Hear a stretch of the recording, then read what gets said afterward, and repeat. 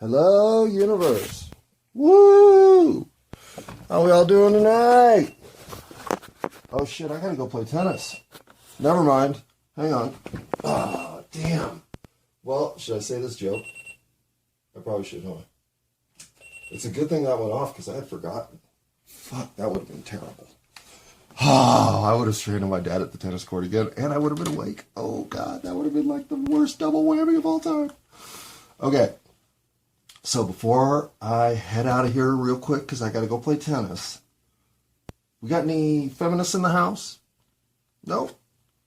We got any angry feminists in the house? I'm the only one? Oh, one in the back. So I definitely can appreciate feminists. I am one. I believe the world is filled with a need to look for opportunities to lift women to the same level of playing field that men exist on whenever you see that they aren't playing on that field. To me, that's pretty much what feminism is. But I don't get the credibility of my feminism in the documented form that I deserve because when I was in college, I know this is hard to believe, but I was a philosophy major. And as a philosophy major, I was one of about 6 people in the department. There weren't many of us. And the other 5 were all fucking brilliant, which meant I hated being in the little seminar classes with them. But fortunately, my junior year, they hired this feminist philosopher who taught some really cushy philosophy classes that I took all of. And then by senior year, when they decided to create a women's studies department, well, this had all been in the works, but it officially launched my senior year, I took more of her classes, and by taking so many of her classes, actually qualified for a women's studies credit. But they wouldn't give me the credit because they didn't want me to be the first graduate through the department with accreditation because I'm male. So yeah, you're damn right I'm an angry feminist. I'm going to go take out my anger on the tennis court. Pause. Hello, everybody. So I'm, 3.5 weeks into this thing, and I've learned one thing for sure. It's taking longer to become the greatest comic of all time than I thought it was going to. It's not a 1-month journey, but that's okay. I've got time. Even though I'm old, I've got time. I can stick it out. Hello, universe. It's Tuesday. It's 4:48 p.m.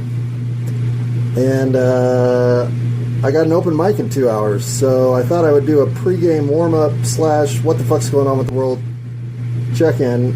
But, I'm doing laundry because I don't have any clothes to wear to the open mic, so I had to wash something. So that's where we're at. So we're going to have to take this show from the normal bedroom studio. We're going to take this outside. Pause. Okay, unpause. Well, I'm down in the garage, but I got to go get Phoebe because she's trapped in the house. And, yeah, I got some other stuff I got to bring down here too. So I'm going to do my stuff and dog routine, and then I'll be back to check in. Pause.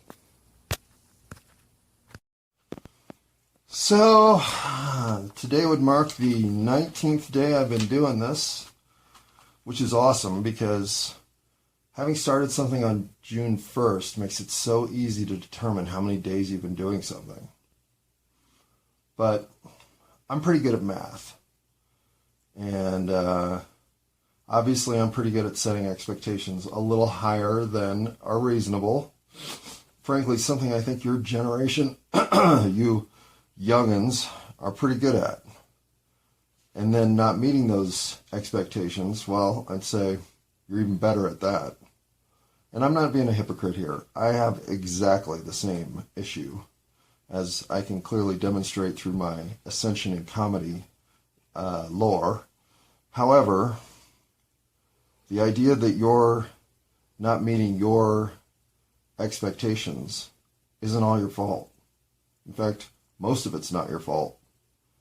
The world has changed so significantly in the time that I've been alive that the opportunities that were sold to us that didn't exist clearly have revealed themselves as non-existent for you.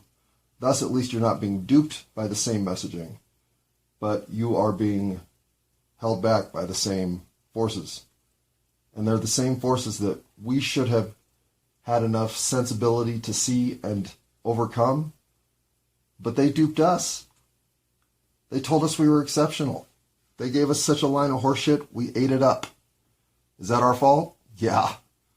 But just because we got rear-ended doesn't mean that you getting slapped in the face is any different.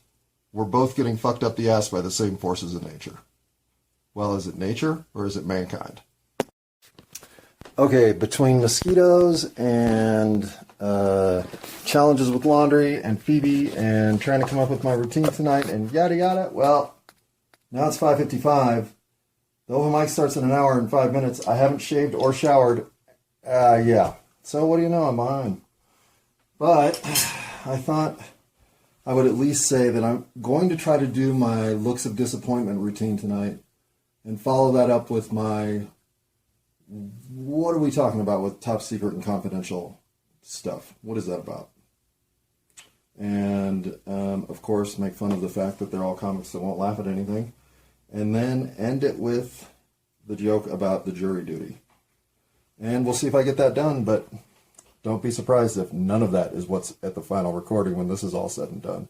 Howdy-ho. Pause. Well, stop. Hello, universe. T-minus 147? No, 137 and counting. Until the next open mic. Maybe this time I'll remember to record it. But given my track record, I wouldn't bet on it.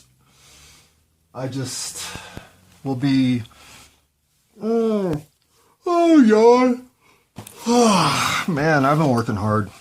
And that's the reason for the delays. I don't mean to hold back here. I've got so much to say. I've got notebooks full of shit I got to get out to you, but I don't have time for it right now because I really do have to get some stuff done before I get down there tonight. And then I thought what I would do tomorrow is play my recording of tonight and then break it down as to what happened and walk through the full humiliation of explaining my failure in public on an open mic comedy night at the Monkey Barrel starting at 7 o'clock Mountain Daylight Time here on 44th and Tejon. So, or is it 46th? If you're on 44th and you don't see it, walk to 46th. You'll find it there. This is going to be where preparation matters, but over-preparation kills. Let's see if I can keep away from over-preparing. Tell myself to believe in myself. Finding your voice happens by staying with your material. The old, it doesn't matter how the audience reacts, but what I think is all that matters. Okay, that's true. How many share this odd tick with me? Personal inventory management subfolder, money subfolder, minimalism subfolder, coins must be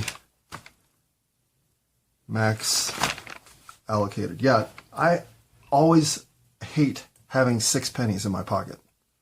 Like, that feels more burdensome than carrying around a gallon of milk.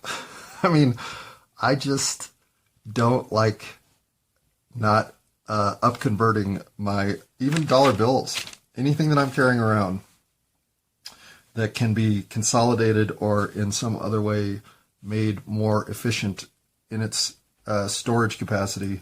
Well, when you ride a bike, you only have so much, you can't fucking junk up the whole car. That's just the way it is. So, all right, do I talk about the boat tragedy? I mean, if nothing else, coming out of this, at least we get the quintessential example to point to when someone's like, I don't get irony. Okay, that is solvable. And maybe we can undo all the damage that Alanis Morissette did. It's possible. But I'm not going to expect that since we're only getting less and less capable of understanding irony. But I can't be the only one who noticed that the boat is named Titan, that somehow NASA's involved in all this shit, that the signal was just lost. There's just an end here of dissatisfying resolution, parts found in the ocean. It just smells of Sandy Hook. Okay, you know, I will say this. I've written out my lifeboat. Well, I haven't written it out, but I've in my head pondered the lifeboat in the middle of the ocean scenario. Probably just because I watched the Hitchcock movie, but regardless, this is one of those, well, if you were in that scenario, A, who would you want to be with? And B, what would you do? And I never, ever was clever enough to consider walling in the garden, alien style, and making it a 96-hour ticking oxygen clock time bomb that is adding the anxiety pressure of, oh my fucking God, we're going to die. I mean, it's one thing to bake in the sun in a lifeboat until you literally dehydrate and crisp yourself out of life. But down in the depths of sub 30 degree water with the kind of pressure that 2.3 miles of liquid above your head is forcing into your existence. This could have been one of the greatest horror stories of all time. Except they're in a Toyota Corolla-sized submarine, which doesn't lead for a whole lot of camera angle drama. I don't know. There could be some tweaking here, but wow. I hope they got crushed. I really do. And I say that with all thoughts and prayers for what they idiotically succumbed to of their own hubris. This situation has so many of what is wrong with mankind currently threading through it. And I mean mankind. How many women died on that fucking submarine? None. Women are too smart. Bring on the matriarchy.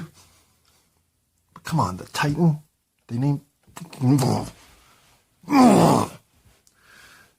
But for all of us who aren't billionaires, who would never have a chance to be on this ship because that's not how this life cycle worked out, well, there aren't many days that you thank your lucky stars that you're not a billionaire, but today is one of them, because I'll tell you what, I'm not saying I'm above going down on that boat.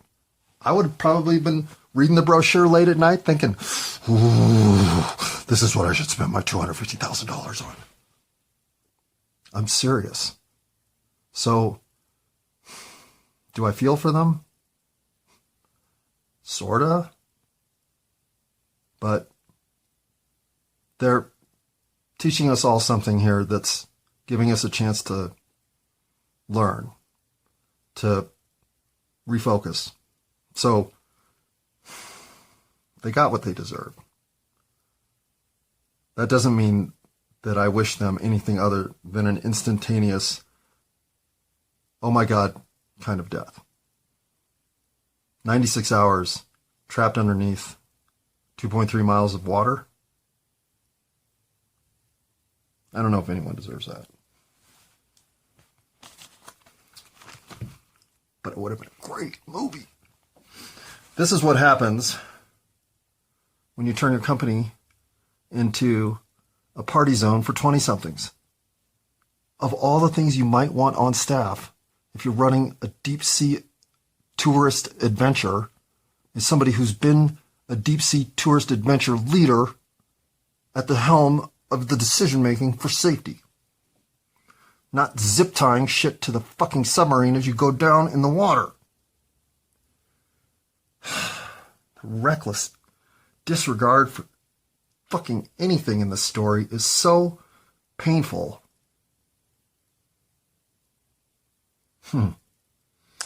But today's the day. I'm so glad not to be a billionaire. Or else I could be at the bottom of the ocean all pulverized, getting eaten on by some kind of jellyfish, and then thinking, oh my God, what happened to me? I had such a big life with so much money, but now I'm dead. So today's one of those days we get to think like that.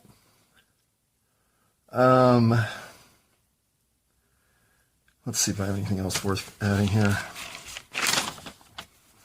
Whoa, I wrote a whole nother page. Oh yeah, our standards are lowering. I don't want to get into any of that. Our standards are lowering, right? I will say I am super excited to see the FCC, and can you believe for the first time ever, for the first fucking time ever, taking Amazon to court? This is it? This is number one? How long's Amazon been around? 20 years? Bullshit. You know somebody's in bed with somebody if the regulating agency that is in charge of the largest e-commerce distributing website in the universe has never taken them to court. That's what we do in America. When we want to tell somebody that we're pissed at them, we let them know via a judge in a room that's usually labeled 4C or 89D or something of that nature. But no, not Amazon. So now they're just doing some window dressing shit about forcing people into the Amazon Prime re-up and re-up and re-up and re-up, and you can't get rid of your Amazon Prime account because we've got you by the balls. Well, this lawsuit feels about 30 years overdue. All the tricks and gimmicks, the stupid ways that we are nothing but clicks and paperless money depositories for those who wish to get a spot on a boat to the bottom of the fucking ocean so they can look at the Titanic in person? Yeah, good for them. All right, well, obviously I'm a little cynical. Tonight's not really going to go very well. I've never even gotten the looks of disappointment, faces of disappointment bit out, so maybe tonight's the night I get that one done. Oh yeah. But should I end it with this? Probably. No. Let me do these two. In a lot of ways, for me, conspiracy theorist, the term, I have to assume, is a little bit, if not a lot bit, like coming to understand that you're gay. Coming to understand you're a conspiracy theorist is, it's disarming at best and shocking at worst. Because at some point you have a moment, and I assume this happens for somebody who's not heterosexual, you have a moment where you think, am I looking at Dave's dick lustily right now in the men's room? Okay, don't look at Dave's dick. Don't look at oh God, I can't stop looking at Dave's dick. There's a moment where you just have to say to yourself, hold on, that's not just playful exaggeration. That was straight up gay. And now you've started your wandering down, am I a homosexual road? Well, much like, hold on, a third tower fell on 9/11? Wait, Building 7 fell because of fire. Because of fire? And it housed all the CIA and Navy investigation documents? Boop, boop, boop. You're walking down Conspiracy Road. And your first reaction to all this is like, fuck, man, what am I even doing here? This isn't me. I'm not this. This is, I might just see what that's about, though. And pretty soon you're fucking reading shit about flat Earth, right? Well, what can you do? You've become somebody who's now incapable of being anything but a conspiracy theorist, unless you want to lie to yourself and go back into the rabbit hole and hide your ostrich head. But without full-on living in denial, you are what you are, right? So when I reacted to this whole underwater sea adventure gone wrong with not the first thought, but the second thought of, well, is this just the media fucking with us? Is this just the CIA throwing something out there to see if we'll bite? Could be. But that's not the face of disappointment that I want to leave you with. No. Because in case you hadn't heard, and I'm sure you have, but in case you haven't heard, we've lost our sparkle. Spotify broke up with Meghan Markle. There will be no more Markle podcast. So, I don't know if I'm going to make the open mic tonight because I miss you, Meghan.